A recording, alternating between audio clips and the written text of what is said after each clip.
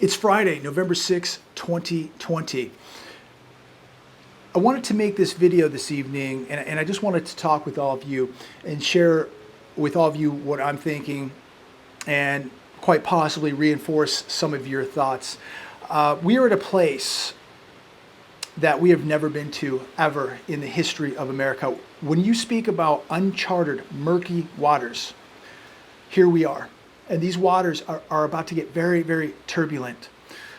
The uncertainty, politically, socially, and economically, is absolutely mind-boggling where we're at. It's absolutely bananas. Making this video tonight, I was thinking, what can I say? Who knows where this is all going? If this president contests this election, what does this mean? What does that mean for the economy? If Joe Biden becomes president, what does it mean for the economy? What does all this mean for the future of America?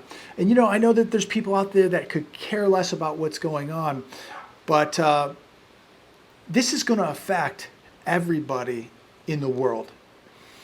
And as I watch what is happening to this economy, just decaying before our very eyes, and these people who believe the economy is okay because the stock market is up, these people are brain dead. These people live under a rock. They are oblivious to what is happening to the real economy. They're oblivious to economics. And they are oblivious to the criminality that is taking place in this Ponzi scheme stock market. But when you look at what is really happening in the real economy, what's really happening in the working man or the working woman's life, people are getting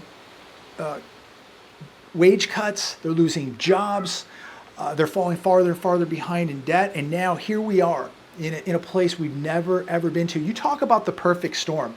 A country divided, an economy slipping deeper into a depression, political uncertainty, social uncertainty, and people just accumulating massive amounts of debt. But don't worry, everything's okay because the stock market's up. Well, the stock market wasn't up today.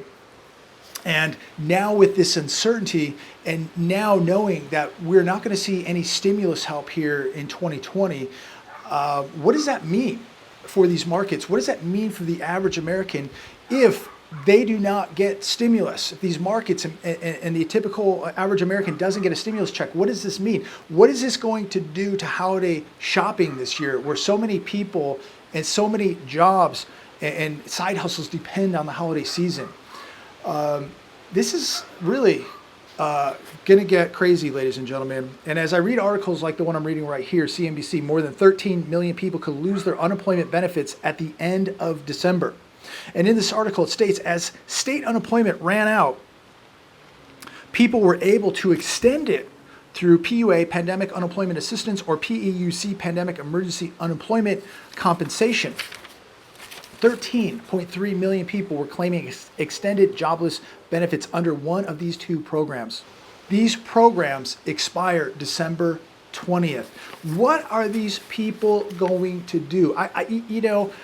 Again, everybody thinks everything's okay because the stock market's up.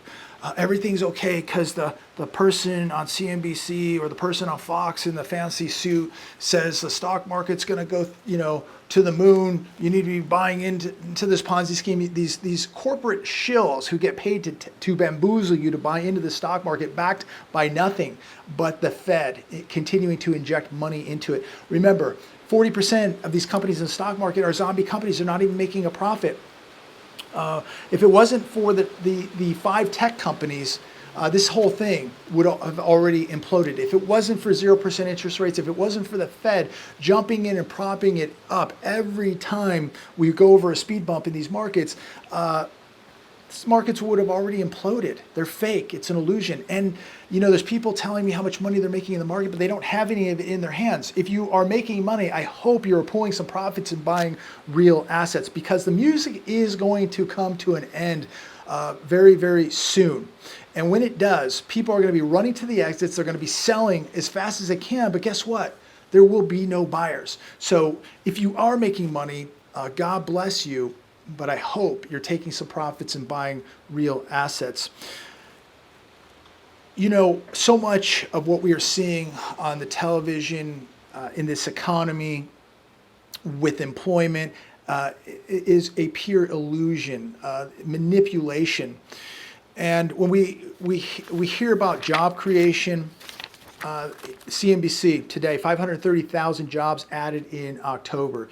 But dig a little deeper and look at where these jobs are. What type of jobs are they? And I just wrote down a few notes here to highlight this. 271,000 of those jobs were in leisure and hospitality. So, these are people working at hotels, resorts, bars, Starbucks. These are not high-paying jobs, and they make up more than half of the jobs that were created in October. We had 103,000 jobs in retail. Again, these are not high-paying jobs, and many of these jobs are not even full-time. Most of these jobs in leisure and hospitality and retail are part-time. How about this? We had 80,000 jobs in October in healthcare, medical assistants. Again, many of these jobs, low paying, not full time. So when you really take a look at where these jobs are, the reality of it is these are all service type jobs where you're just going to be a servant, making coffees, making drinks, making beds. And I believe America is going to have a very hard time competing against China with a leisure and hospitality economy. And when you look at where the high-paying jobs are, that sector doesn't even exist. Here's another one on CNBC. Americans' message to next president: pass more stimulus. So Americans need more stimulus. They're desperate for help, and by doing so, they become debt slaves. They become slaves to this government. So what do we need? We need more debt creation. And we need to create more money out of thin air, and we need to continue to debase our currency, causing more inflation. I can't stress enough every time I go to the grocery store how expensive food is getting. I feel sorry for people with kids and families because I don't know how they're doing it. But look, the stimulus is coming. They're going to print trillions and trillions. The Fed's balance sheet is going to explode beyond what it is already at. It's already surpassing $7 trillion. It's going to go to 10 trillion, then 12 trillion, then 15 trillion. I mean, it's endless. And this is another reason why you better be getting ready for the biggest depression in world history. Another reason why you better be owning gold and silver. Not giving anybody financial advice, but I can tell you what I'm doing. Last week, I purchased more gold. I purchased more mining stocks. You got to be looking to places for safety. And remember, if you don't hold it, you don't own it. Do not keep this stuff in a bank. Don't buy paper gold or silver. Buy the real thing. Buy physical. If you want to gamble a little bit, buy mining stocks. Here's another one today on the Hedge. Nintendo boosts forecast 50% as stay-at-home gaming demand skyrockets. And I bring this article up to all of you because, here we are in this country. We have adult men 30, 40, 50 years old playing video games while we are heading into a super depression where people are going to have to be self-sufficient, where people are going to have to be able to protect themselves physically and financially. And we have adults in America playing video games, completely asleep at the wheel to what is coming. The biggest storm in your life is coming, I hope, that you're not playing video games. I hope that you're being productive. I hope and pray that you are preparing to the best of your abilities for what is coming. I'll tell you, if you're playing video games and doing nothing to prepare, just hoping that this is all going to go away, you have already guaranteed that you're going to be a victim of the worst economic collapse in U.S. history and world history. Here's another one on the Hedge. Consolidation is killing jobs in the U.S. shale industry. Look at oil prices today, absolutely smashed. Look, people are too scared to travel. They're too broke to travel. These airlines are in big trouble. And we're going to see continued trouble and bankruptcies in the oil industry, in the energy industry, shale, fracking, etc. Big trouble. And this means more and more unemployment. Good paying jobs are going to fold. Really scary times ahead, ladies and gentlemen. So I want to share one last article with you before I go this evening. And I was discussing this article with my friend Matt out in Texas, and I got a little bit of his input on it. And it's titled Record $1 billion Worth of Bitcoin Linked to the Silk Road Seized by U.S. Government. Thousands of Bitcoins worth $1 billion were seized by law enforcement this week in what the Justice Department said was the largest seizure of cryptocurrency in history. Now, Silk Road was a deep web underground website. I don't know if it still exists.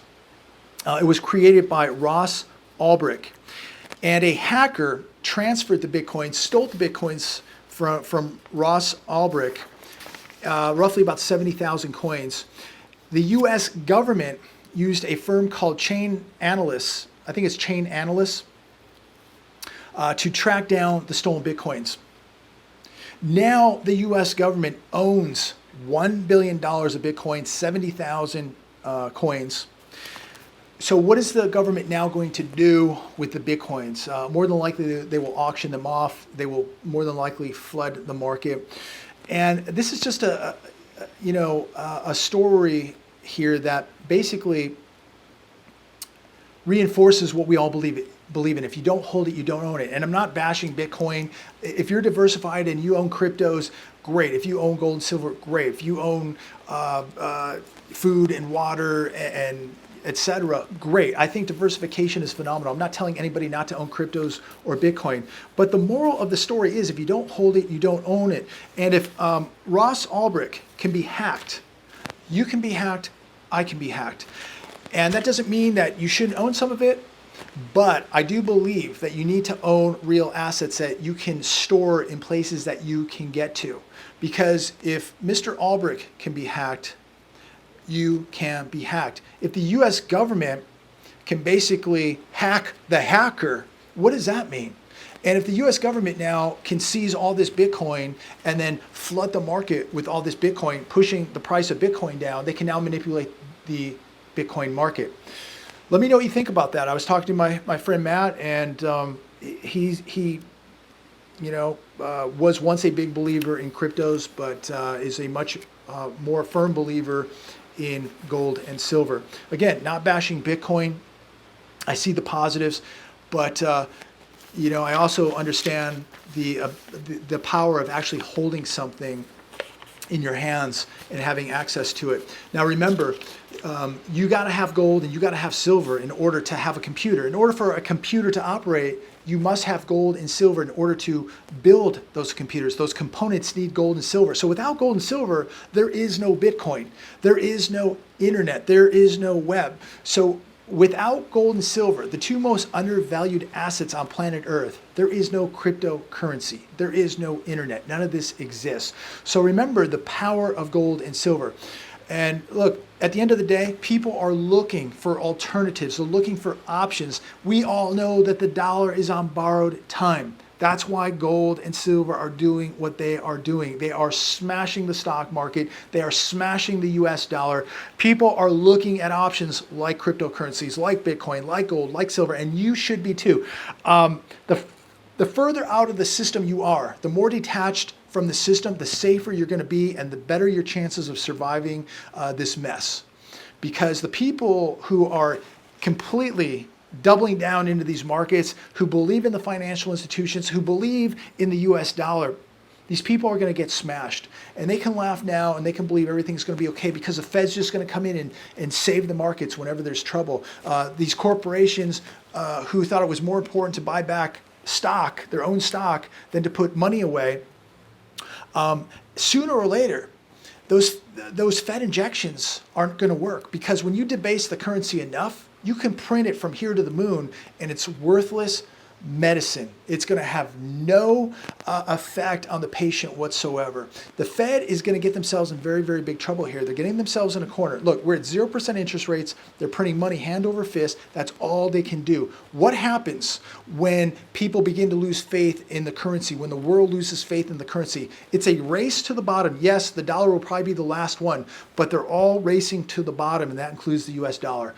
The world was taken off the gold standard by America, and the world will put America back on the gold standard. When an economy is based on physical gold, there is accountability. When you are just printing money out of thin air or putting digits on a screen, there is no accountability. And every country now in the world is putting digits on a screen, printing money out of thin air, debasing their currency, and we're all racing to the bottom. There is no accountability. And that's why the whole world is in a global depression or heading into a global depression, because there's been no accountability. Because we can just print money out of thin air. The minute a stock market is in trouble, the central bank can come in and just print money and fix it. But we're all paying the ultimate price here. And the real economy is being sacrificed for the 1% on Wall Street. And that's really, really sad.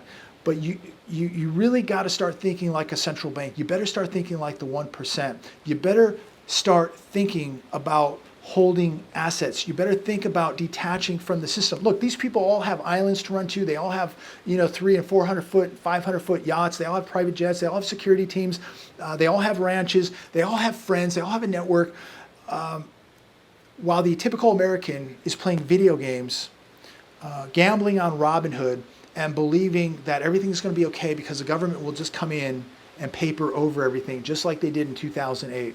My question before I go tonight is, what happens when the medicine no longer works? What happens when nobody believes that the US dollar is worth anything? What happens when hyperinflation arrives in America? What happens when all the rental moratoriums and the forbearances run out? What happens when economic reality comes to America? Do you have a plan? Can you detach from the system and survive? Or are you going to rely on the financial institutions and the government to save you with this Ponzi scheme and this monopoly money that they've been selling us for decades? And now we're beginning to see it's not working. The whole system is beginning to fall apart. The wheels are falling off the vehicle, and this thing is skidding down the road. I hope every one of you continues to prepare, continue to try to wake up as many people as you can. Share this video with everybody, blast it all over your social media, and most of all, be praying for this country. We are heading into some very dangerous times here in America. And let me tell you, if you're awake, or if you even care a little bit, you should be very, very concerned with what is about to happen, because your family and your kids are going to pay a very, very severe price here, ladies and gentlemen. So prepare the best that you can. If you don't prepare at all, you've guaranteed that you are going to be a victim here. Prepare, prepare, prepare. God bless.